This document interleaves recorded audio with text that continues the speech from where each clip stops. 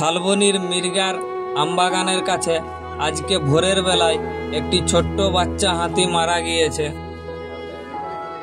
ওই দলটাতে প্রায় 50টির মতো হাতি ছিল। সেই দলেরই এই ছোট্ট বাচ্চাটি। আনুমানিক বয়স হবে তার 2.5 থেকে 3 বছর।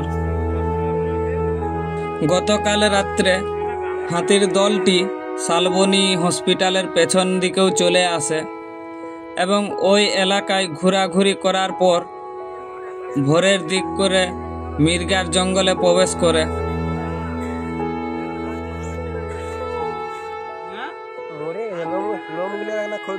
বাচ্চাটি মৃত্যুর যন্ত্রণায় ছটফট করতে দেখে তার মা সহ সপরিবার চিৎকার করতে থাকে।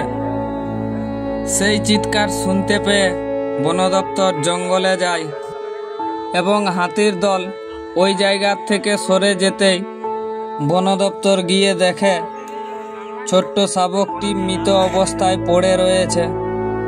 এরপর বন দপ্তর সেই ছোট্ট শাবকটিকে ওই জায়গা থেকে উদ্ধার করে নিয়ে যায় ময়নাতদন্তের জন্য।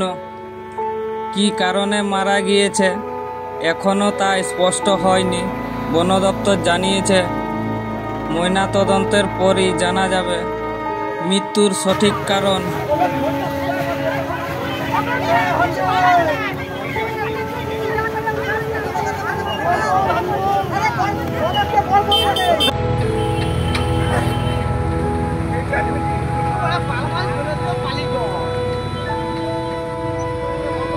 বেঁচে আছে নাই?